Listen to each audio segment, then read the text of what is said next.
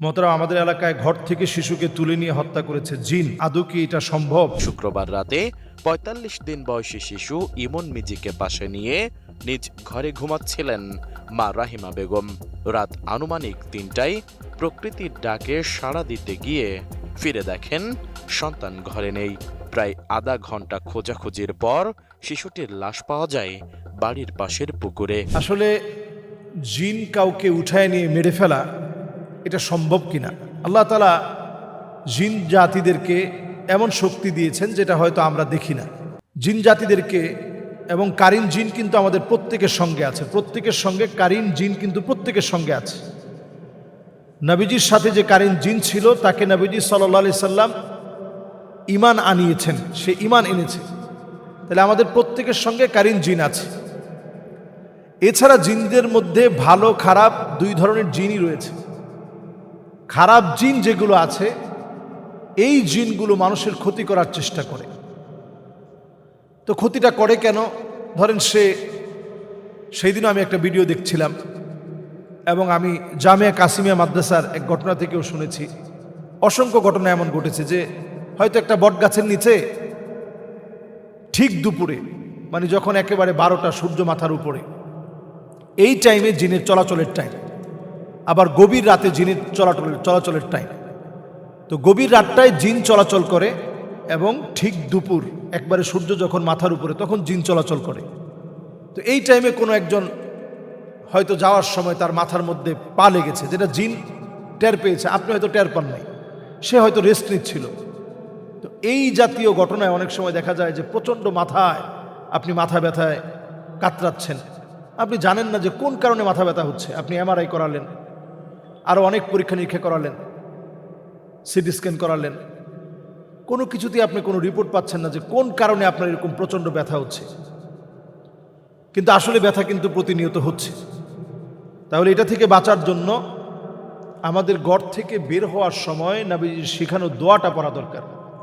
বিসমিল্লাহি তাওয়াক্কালতু আলাল্লাহ, এই দোয়াটা পড়ে আপনি ঘর থেকে বের হন। বিসমিল্লাহি তাওয়াক্কালতু আলাল্লাহ, এটা পড়ে আপনি ঘর থেকে বের হন। লা হাওলা ওয়ালা কুওয়াতা ইল্লা বিল্লাহিল আলিয়্যিল আযীম পড়ে আপনি বের হন। আবার যখন আপনি ঘরে প্রবেশ করতেছেন, জিনের দলটা যেন আপনার সঙ্গে ঢুকতে না পারে। যেটা আপনাকে এই যেটা বললেন যে বাচ্চাকে নিয়ে গিয়ে হত্যা করে ফেলেছে, জিনের একটা দল আপনার সঙ্গে ঘরের ভিতরে ঢুকে প্রতিনিয়ত, যেটা হাদিসের মধ্যে আসছে। এটা থেকে বাঁচার জন্য আপনার আমার প্রয়োজন ঘরের ভিতরে ঢুকতে আপনি বিসমিল্লাহ বলে ঘরের ভিতরে ঢুকেন, সালাম দেন, আসসালামু আলাইকুম ওয়া রাহমাতুল্লাহ। এতে যদি কেউ নাও থাকে আপনি সালাম দেন, জিনের দলটা তখন বলবে যে আজকে আর আমি ঘরে ঢোকার সুযোগ পাই নাই। আর যদি আপনি সালাম না দেন, বিসমিল্লাহ না বলেন, এরপরে আপনি খেতে বসছেন, তখনও আপনি বিসমিল্লাহ বলেন নাই, আদরাকতুমুল মাবিত, তখন জিনরা বলতে থাকে, ওই দলটা বলতে থাকে যে আজকে ঘরের ভিতরে ঢোকার পারমিশন পেলাম, খাওয়ারও পারমিশন পেলাম। তো এইভাবে জিন কিন্তু আমাদেরকে ক্ষতি করার জন্য প্রস্তুত থাকে সব সময়। চুলগুলো যখন মহিলারা সেরে ঘুমায়, তখন অনেক সময় জিন ক্ষতি করার জন্য আসে। আপনি হাড়গোড়গুলো, কাটাগুলো আপনি পানির মধ্যে ফেলে দিয়েছেন, যেটা জিনের খাবার। এটার মধ্যে হাত দেওয়ার সঙ্গে সঙ্গে আল্লাহ তাকে রিজিক দিবেন। তো আল্লাহ তাকে যেটা দিয়ে রিজিক দিবেন, ওইটার মধ্যে আপনি পানি দিয়ে ফেলছেন। এই পানি দিয়ে দেওয়ার কারণে জিনেরা প্রচণ্ড রাগান্বিত হবে এবং এই রাগান্বিত হওয়া থেকেই আপনার ক্ষতি করার চেষ্টা করবে। এজন্য এই সময়টাতে সতর্ক থাকা।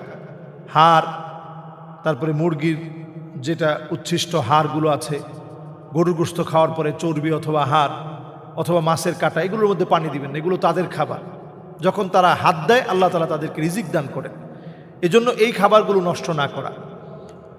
আপনি যেই সময় ঘর থেকে বের হবেন, দোয়া পড়ে বের হবেন, ঘরে ফিরবেন, আপনি দোয়া পড়ে ঘরে ফিরবেন। এবং এই কাজটা জিনদের দ্বারা করা সম্ভব, কারণ তারা যখন মনে করবে যে তাদের সন্তানকে আপনি মেরে ফেলছেন, ধরুন বাচ্চাটা ঘুমাচ্ছে গাছের নিচে, সে গাছের নিচে আপনি গেলেন, সেখানে তার মাথার মধ্যে পা পড়লো, ছোট বাচ্চা। জিনরা কিন্তু হায়াত পায় খুব লম্বা, তারা বালেগ হয় 300 বছর বয়সে, এবং তারা হায়াত পায় হাজার হাজার বছর, 3000 বছর, 2500 বছর, 2000 বছর জিনেরা হায়াত পায়। তো জিনদের হায়াতটা অনেক লম্বা। তো এই লম্বা হায়াতে তার আত্মীয় স্বজন সবাই যখন দেখবে যে তাদের একজন সদস্য মারা গেছে, আপনাকে মারার চেষ্টা করবে, ক্ষতি করার চেষ্টা করবে। এবং যারা আমরা প্রতিনিয়ত নিজেদেরকে জিনের বিভিন্ন ক্ষতি থেকে বাঁচাতে চাই, সূরা ইখলাস, সূরা ফালাক, সূরা নাসকে আমরা সঙ্গী বানায় নিব। ফজরের নামাজের পরে 3 বার, মাগরিবের নামাজের পরে 3 বার, অন্যান্য নামাজগুলোতে একবার একবার করে পড়ব। ঘুমানোর আগে একবার একবার করে পড়ব। আয়াতুল কুরসি আমরা তেলাওয়াত করব। হাদিসের মধ্যে আসছে, ফালা ইয়াজালা আলাইকা মিনাল্লাহি হাফিজ, আল্লাহ তাআলা আপনার জন্য জিম্মাদার হয়ে যাবে, আল্লাহ তাআলা আপনার জন্য জামিনদার হয়ে যাবে। গোটা রাত আপনি ঘুমাবেন, আল্লাহ তাআলা পাহারা দিবেন, আল্লাহ তাআলা আপনার জন্য জামিনদার হয়ে ফেরেশতাদেরকে নিযুক্ত করে দিবেন। আমরা এই আমলগুলো বেশি বেশি করার চেষ্টা করি। আল্লাহ তাআলা আমাদেরকে তৌফিক দান করুক। প্রিয় ভাইয়েরা, একজন জানতে চেয়েছেন যে মোহতারাম, কোনো একজন অভিনেত্রী সে স্পষ্ট মিডিয়ার সামনে লিভ টুগেদারের পক্ষে বলছে, এ বিষয়ে কি এখনই তার বিরুদ্ধে অবস্থান নেওয়া উচিত না? আমরা মিডিয়ার অনেকের পক্ষ থেকে আমরা বিভিন্ন সময় দেখেছি যে তারা বিভিন্নভাবে অনেক সময় এই জাতীয় কথাগুলো বলে ফেলে। কেমন কথা? যেমন তারা অনেক সময় বলে ফেলে যে লিভ টুগেদারে কোনো সমস্যা নেই, মানসিকভাবে যদি আমরা দুইজনকে পছন্দ করি, এখানে শারীরিক সম্পর্ক হলে কোনো অসুবিধা নেই। এটা বাংলাদেশের মতো একটা দেশে তার বক্তব্যটা আমাদের অনেকেরই চোখে পড়েছে।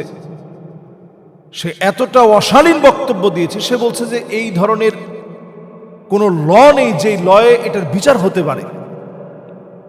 যে সমস্ত মহিলারা আসলে বাংলাদেশের চিহ্নিত সবচেয়ে খারাপ একটা পরিবেশ সৃষ্টি করতে চায়, চিহ্নিত দুশ্মন যারা এদেশে সমকামিতাকে যারা প্রমোট করতে চায়, ট্রান্সজেন্ডারকে যারা প্রতিষ্ঠিত করতে চায়, তারাই কেবল এই জাতীয় বক্তব্যগুলো দিয়ে অনেক সময় তাদের বিরুদ্ধে কথা বললে যে নারীবাদীরা আবার ফুসলে উঠবে যে আলেমরা কেন তার বিরুদ্ধে কথা বলছে। আমি মনে করি অনতি বিলম্বে তার ব্যাপারে আইন হওয়া উচিত, কারণ বাংলাদেশের ধর্মীয় অনুভূতির ভিতরে আঘাত করা হয়েছে। এই কথাটা টোটালি ধর্মীয় অনুভূতির ভিতরে আঘাত করা।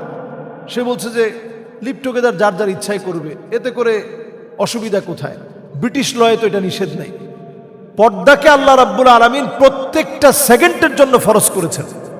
এটা এমন ফরজ না যে শুধুমাত্র এখন ফরজ, অন্য সময় ফরজ না। প্রত্যেকটা মিনিটে ফরজ, সেকেন্ডে ফরজ, ইকো সেকেন্ডে ফরজ, ন্যানো সেকেন্ডে আল্লাহ রাব্বুল আলামিন পর্দাকে ফরজ করেছেন। এই ফরজ বিধানকে লঙ্ঘন করে সে যে বাংলাদেশের সাহস দেখিয়েছে, ওয়ালা তাকরাবুজ জিনা, খবরদার জিনার কাছে যেও না। এবং তার যে সমস্ত অশ্লীল ড্রেস আপ, যেগুলো নিয়ে তার আসলে কোনো সুনাম নেই, চতুর্দিকে তার দুর্নামে ভরপুর, এবং তাদেরকে কেউ কখনো অভিনেত্রী হিসেবে আগেকার একটা সময়ে যেভাবে মানুষের কাছ থেকে কিছু সম্মান হলেও মানুষ পেত, এই সম্মানটুকুর মোটেও তাদের উপরে নেই, কারণ তাদের চরিত্র বলতে কিছু নেই। আমি মা বোনদেরকে বলবো, এদেরকে আপনারা কিভাবে অনুসরণ করেন? খয়রুন নিসাইল আলামিন আরবাআ, 4 নারীকে অনুকরণ করার চেষ্টা করেন।